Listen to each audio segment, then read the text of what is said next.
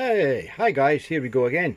Now, since the last time I put the video up, what I've discovered was the line hold control was open circuit. There was no, although the line was coming up, there was no brightness on the screen, and the reason being is the bottom of the control feeds to the brightness control, so there was no voltage there.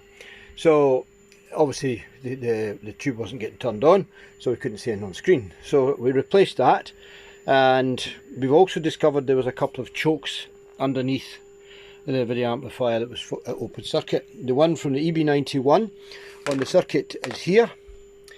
L17 was open circuit, and L19 was open circuit as well. So there's no anode volts on the video amplifier, and there was no signal getting to the input. So we replaced that, and we were rewarded with this. Now the line hold is way off. Obviously the frame seems to be locked. The line hold is off because the control's knackered.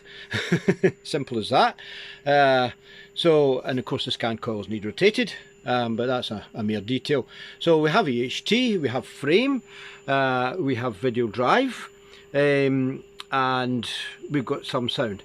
The IF unit is extremely touchy. You go near it and it gets unstable. Now that's after replacing the capacitors, but I think the issue, funnily enough, on this is the cans, these IF cans that's round about it aren't particularly well grounded, and you just touch them and it does all sorts of weird and wonderful things, you know. More if you poke it with a screwdriver. Actually, you poke it with a screwdriver, it goes daft, especially the cores. Oh, it's not doing it now. Ah, go on, call me a liar. Typical. But again, we need the right screening cans. I've noticed this before in a Marconi that I did, that you remove the screening cans and it goes haywire. Totally haywire. So yeah, I don't think they're particularly ideal without the cans, so I need to get the right cans for it. The other Marconi I looked at, actually the vision and the sound was badly split. You were getting sound on channel 3, I think, or 4, I don't remember. There was one channel of a difference, put it that way. I got beautiful sound on one channel and beautiful video on the other, but it looked to me as if it had either been tweaked or whatever in the past. This one hasn't, so it's getting left as it is. So we do have video information there. Obviously we can't see it because it's not locked up as yet. It's a bit out of focus as well. I mean, using these radar tubes is not really what they're intended for. The flux density required to focus it is different between that and the original tube, but we can see in actual fact we are getting success. The HD now, the Variac's now sitting at 190 volts, so it's not far away from the 200 volts that it should have at the lowest tapping. So but you see the frame rolls as well off a bit, but of course there's probably no sync there anyway, and there could be discrepancies. I have no idea how long this set's been lying. It's probably been lying for a long time. So yeah, so we need to do the line hold.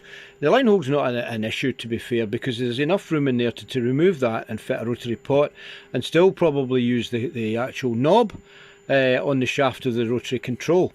So that is not a huge massive issue to do that. The frame hold control is one-ended.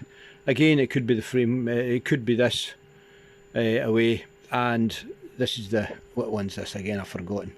That's the width. That actually works alright. That is one that works okay. So there we go, that's a bonus. And I think the height control, is that the height control? Yeah, the height control works fine as well. But we're running still slightly low HT. The HT is still only about 170 volts, so it's a bit low in what it should be.